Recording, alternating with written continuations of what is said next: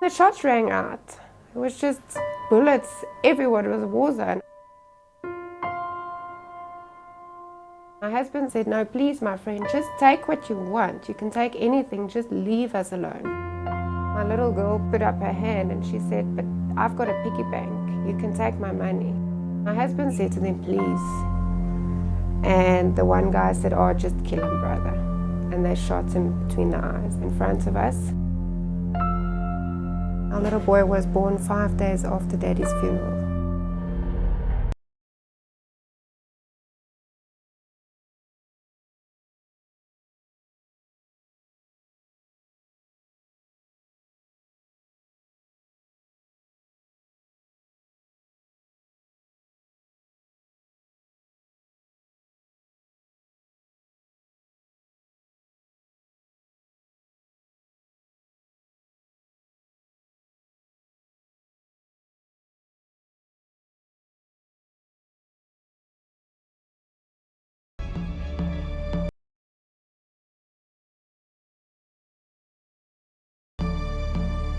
I was shot 2 times here and once here in the neck, and it went outside my head.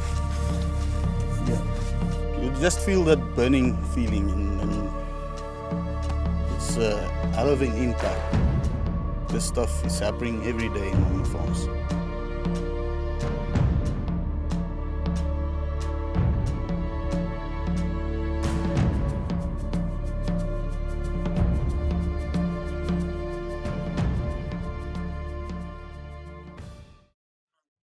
Good evening, ladies and gentlemen.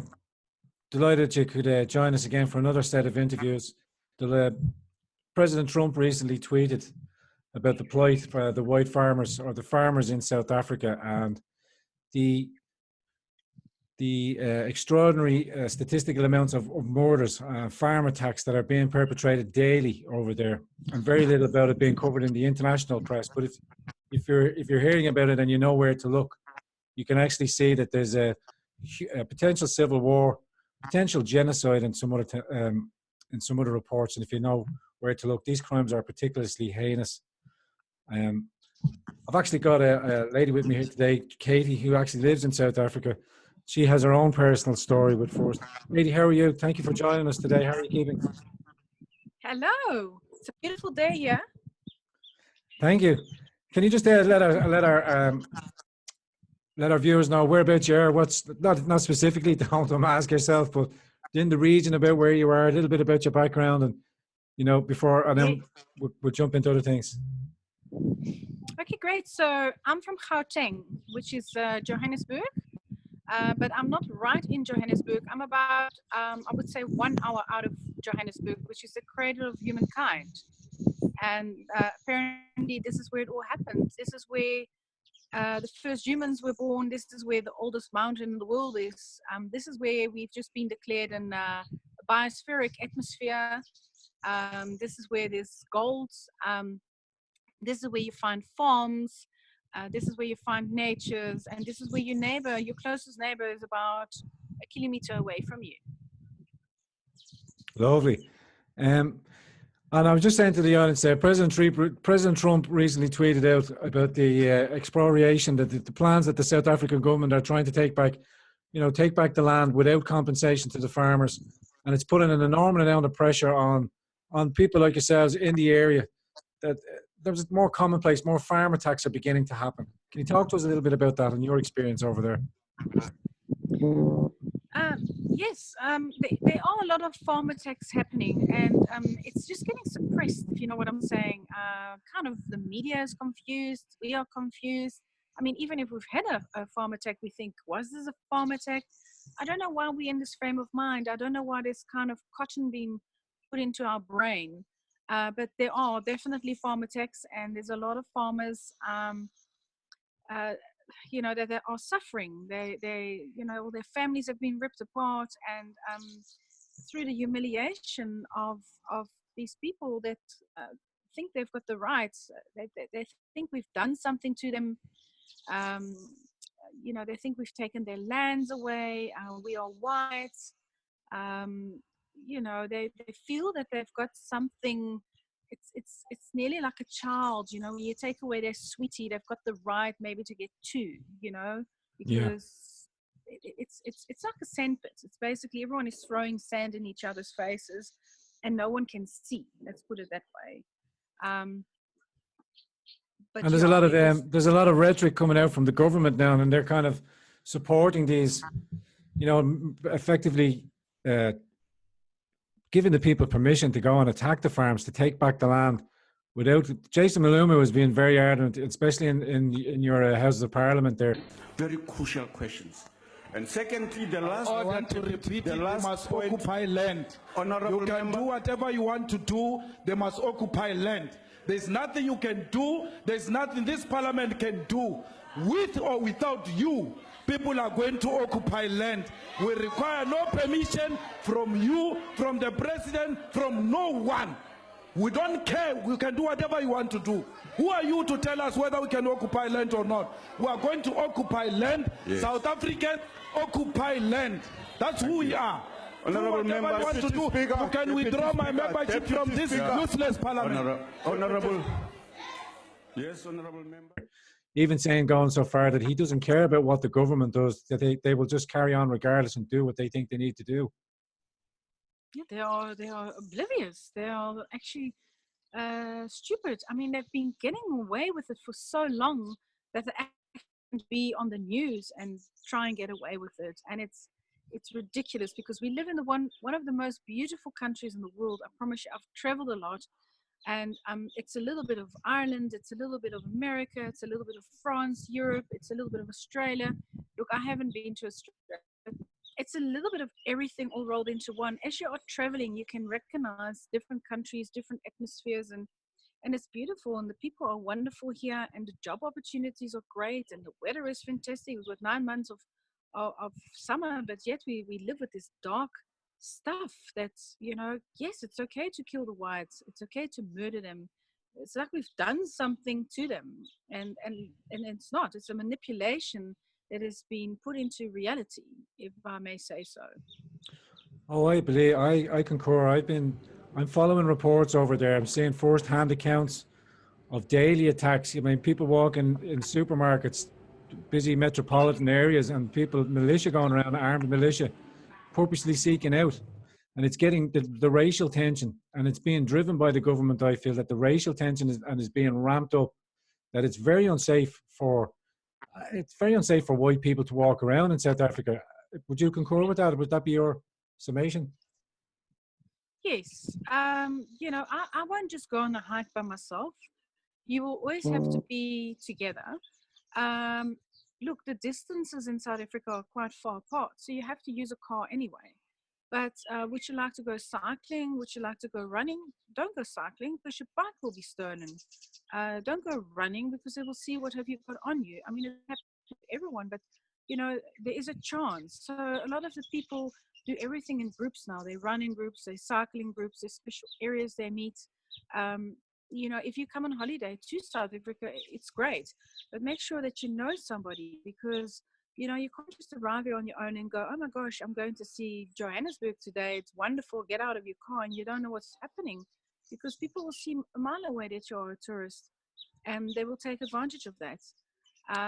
So it's not safe for the children either. The children get picked up out of school and they get taken home.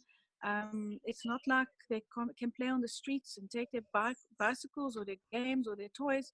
I mean, nowadays everyone is on the computers anyway, but you know, it's just not a life like you're used to in Europe, which is very, very sad actually. And I must just say something. When my daughter, she's now 30, and when she was 12 years old, and I remember sending her into a chemist once quickly out of the car to try and get something, she was in the middle of a robbery. And I was wondering, where's my daughter? And I walked in and they all had these AK-47s and they were running out, and my daughter had luckily hidden away, and she hidden our wallet away, her mom's wallet. But this is happening for so long already, but it's just getting out of hand, and nothing has ever been done about it. So it's not a recent thing. Is it like the slow boiling frog, as we're always told? These things, these incremental increases, yes, seem to appear over longer periods of time. But Can I just say, Katie, as well? But the nature of the crimes, what's not also not being told by the international press, is the barbarity of the crimes of the farm attacks. Not only do they come and take and rob and take whatever they want, and not only do they murder and kill when they're there, but they torture and kill specifically as well to humiliate you. Yes, sometimes I think to myself, I don't know how they come up with these plans. I mean, and I was saying the other day, I mean, we are frying marshmallows around the campfire, and they will sit and plan and plot evil and barbaric moves around the campfire, and it's so well stepped out. I mean, if you've got a white plastic bag on your gate, it's a robbery. If you've got 2 stones in front of your pillar and you've got a red plastic bag, it's a murder. If you've got 3 yellow strips, it's murder the husband only. There's all kinds of signs that are going towards your house, and you don't pick them up because you drive in on your driveway and you think, oh, it's just the bottle laying there, or it's actually It's very, very coded well. language. Yeah, it's coded language. I've seen the reports and the various groups of the different farmers that I speak to, engage. They all talk about these signs, and it's just Yes. they designate exactly as you say. It's their language. It's how they communicate. This house is open. This house is armed. This house has a dog, and it's used with the Coke bottles and cans and stones, as you describe. And the people that you are helping, the ones that are working for you, that get good salaries, they get food, they are looked after, they get a house because they don't have money, and you look after them. You normally have a garden boy here, and we call them maids, but we're not allowed to call them maids anymore, so they are interior cleaners. We look after them, but they are involved because they are afraid to say no to the criminals, because the Yes. criminals will threaten to kill their families and their children as well if they don't give them inside information of what's happening in the house. What time is the madam coming home? What time is Mr. coming home? Where are the children? How many of you are? And Yeah, there's a they lot have of pressure put on them to spill the beans because they live with the rest of their friends and compatriots, even if they're working there. So it's a double-edged sword for them. You can appreciate that. Katie, let's go back to your specific interest. You were actually the victim of a farm attack, and you were lucky to survive that attack. And Yes, I know we've spoken about that before. Could you go just explain for our viewers, exactly what happened in your situation? Yes. Well, luckily my farm attack wasn't as bad as normal farm attacks, but some people think it's bad. But basically, I would say it was about 4 years ago, and it was my birthday. It was on a Monday evening, and we decided to go out for some dinner with my children. And we came home at about 10:30, just like usual. We opened our garage door, and my husband opened the door inside the garage that goes towards the house, and he was attacked. 3 guys actually jumped him and started beating him on his head and everything like that. I was actually laying down in the car because the drive home was about an hour away, and I heard this noise, and I thought he had fallen over some dustbins. So I basically got up from my chair just to see what was going on in the garage, and all of a sudden I looked to my right, because we drive on the right hand side in this country, and I looked to my right, and I just saw Len's face being pressed against the window of the car, and there was just blood dripping. And you can try and stay calm, but your instincts, I mean, the first thing I started doing was I screamed because I knew we were under attack. And I quickly tried to get my cell phone and to try and phone the neighbors or the emergency line or the WhatsApp group. And my phone was shaking so much in my hand, I couldn't do anything. And by that, already on the left-hand side, the guy was already standing with a gun. He says, "Open the door now, otherwise we're going to shoot you." And I actually just said to him, like I said, "Just wait." It was really funny. And I actually started building up a relationship with him, or tried to, but he wouldn't have it. And he was getting more and more aggressive. So I just got out of the car, and that's it. They stole all our cell phones. They tied our hands behind our back. My husband was laying on the floor with his head in a puddle of blood. I actually thought he was dead. I don't know. I mean, I don't know if he was alive or if he was dead. And then they actually got into the house, and they started dragging me over the floor, and I could see that they had already been breaking in and they'd taken most of the stuff already. So they'd been in already, but they'd been waiting for us. They asked me, where's the diamonds? I said, I don't have any diamonds. They asked me, where's the money? I said, we don't have money. They asked me, where's the safe?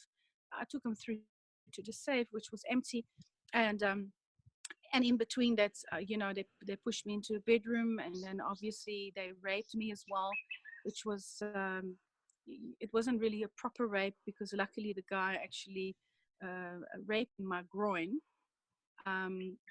But I just thought to myself when that happened, I'm so lucky that this is actually happening because I will have DNA, and if I am going to get out of here, I will have this guy's DNA. So I made sure I hung on to that. I didn't try and wash it off you while they carried on with me. There was a particular very, very disturbing moment that I went into our pantry cupboard and they asked me for bread and they asked me for plastic bags and they asked me for rope. And I just knew, I'm going to be hung. What they do is actually put bread in your mouth so that you can't scream or you can't breathe. They slowly suffocate you and then they hang you. So they were about to do that. And then they realized that my husband is not on the garage floor anymore. I must also just tell you that they had an axe standing next to him. So what was going to actually happen if after they murdered me, they were probably going to axe his head off or something because it was right there standing next to him and it wasn't even our axe. So they come prepared. So, they chased my husband. They saw that he was in the field. He was trying to, run to the nearest farm, which was about, I would say, about 2,000 meters, 3,000 meters away. And he said to me, he said, Kate, I was running over these rocks and I wasn't even falling. And these criminals, they were falling behind him and they were losing their guns and they were losing their smokes. And my husband managed to get over a huge gap that the neighbor had dug because that's what they do. They dig big gaps around their property. So if they do get an intruder, that they fall in those holes and they actually break their legs. They can't, get onto the farm. But my husband got over it and he managed to alert the neighbors. I had one guy waiting with me and they came back. Now they are in panic mode. Their plan isn't working. I'm not dead. The guy's escaped. They know the police is on his way. What are they going to do? So they decided to kidnap me. And that was the journey of my 3 hour of hell, actually. I was in this car, in our own car. I still said to them, I'm not going in the back. If you want to take me, I'll sit in the front. That's my place. And luckily they agreed to it. Even the police didn't understand why I was in the front. And yes, I had my safety belt on and I had baklavas over my head and my hands were tied behind my back. And there was a guy sitting behind me. He was constantly sort of squeezing my throat and opening it and calling me darling and would you like something to drink, you sweetie darling, and and obviously your heart races and you're full of anxiety when this happens, but luckily we have a tracker in our car, which is a very big thing in this country, and the police and the tracker company could track me. And I promise you, we arrived in one of the townships and they opened the door and there was one guy checking me out like cattle. And I think I was going to be sold to someone or for organs or for sexual slave or whatever it was. Maybe I'm too old for a sexual slave. But yeah, they will take your organs out while you're alive. And then all of a sudden they realized they were getting chased by the police. And they asked me if there's a tracker in the car. And I said, yes, there is. And I think we did about 180, 200 miles an hour. We went over bumps and, caves in the ground and over dirt where other cars can't come. And eventually the car stopped in one of the townships and all three doors kind of just opened and there was just silence. Shit. And I thought to myself, I wonder what happened. And then all of a sudden I heard the helicopter, I heard gunshots. I saw people coming towards me with lights. It was the police, and they told me to get on my hands and knees and run to the nearest car, which was also about a few hundred meters away. So I had to do the whole army thing, going through the mud. And when we were finished with this and I met my husband in hospital, I actually said to him, I said, it's my birthday, but I didn't understand you were going to order me a 4D movie for my birthday because it was Oh, God bless you, Katie. like, That's it a was thing to like say. God watching bless. Netflix from in our eyes. It was just incredible. But on a serious note, we were very, very lucky. Some people are not lucky. Some people are murdered. They are hung either in front of their children. Their husbands are made to look powerless. Sometimes the children are hung in front of their parents and they leave the parents alive. Sometimes the women are I've scarred. seen numerous reports, and I've seen numerous reports only in the local newspapers, but I know that there's a huge diaspora of South Africans around the world that are sharing information from not only from local reports, but from Yes, yeah. people actually on the ground. Because of technologies now and because of phone, we can share all this information. It's readily available on the WhatsApp groups that I am involved with, that I speak to the farmers over there. Hence, that we're able to get this communication on the go as well. But some of the Mm. crimes perpetrated against children and the torture, the shame of it all is particularly heinous. And I'm delighted, not only delighted that you survived your encounter as well, Katie. And I know that there's further, we might cover it in another interview, that you still had to carry on the prosecutions. You had to make sure that the police were prosecuting the crimes and that the criminals were brought to justice, which they were eventually. But just sticking back to your story, I'm touched by your bravery coming through that and recanting that story too as well. And I might say that we might bring it together a part two, Katie, and touch back on the after events and what you and your family had to go through to prosecute the criminals as they were apprehended. Yes, thank you. Yeah, I'm not to round off, and like I say, I want to bring us back for part two, but we're coming up on the 40-minute mark, and I just wanted to get as much information as we could to our viewers, and just to let them know about what's going on in South Africa, because it's very important that all media platforms share as much information about what's going down there so we can keep an eye on there. And would you have any messages for any of our viewers or anything to say before we head off? Well, first of all, I must just tell you that we are living in a beautiful country, and I'm just hoping that the world will listen to us, and people like you are definitely making a difference. There's a lot of South Africans that don't want to open their mouth. We are constantly getting intimidated, and we are not really treated very well. At the moment, because the government allows everybody to get away with it. There's no standards, there's no morals, there's no dignity, there's no respect. Everything has kind of left. I think they feel that they were treated like slaves and dogs and whatever, and they feel like they need to treat us like that, but it's not really like that. I mean, who were the first ones to arrive in South Africa were the Afrikaners. It was in 1655, I think it was. 1652. And then after 52, somewhere like that, yes. So it's you're not allowed to have our land. I'm sorry. And on top of that, it's not land. It's our houses we've built. We spent money on here.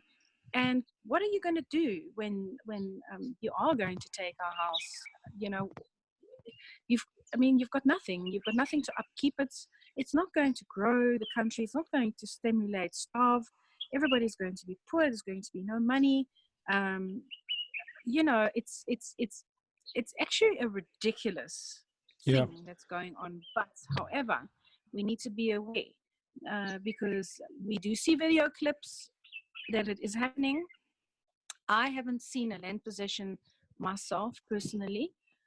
We have seen lists, and we are on the list. But the government kind of said, it's the wrong list. It's not like that. It's not true. But who do we believe? There's a lot of groups that are getting together and say, look, pack your bags like you go camping for 2 months. Just in case this is going to happen, make sure you have that bag ready in your cupboard. I personally don't think it's going to happen. I don't think the world is going to allow it. I think they've gone too far. I think the government needs a big change. And I have written a few letters to President Trump, actually, and I don't know if he gets them or not, to please help us out, because to me, I'm a believer in Trump. and I know not a lot of people are. However, I think he's a world leader. I don't think I think America is too small for him. I think he could sort out the world and make sure that everything goes right again and make peace with each other and have no animosity amongst each other. And it can stop because it's all about ego. Everything that's happening is about ego. So I would say, get rid of your bloody ego and live, because life is very, very short.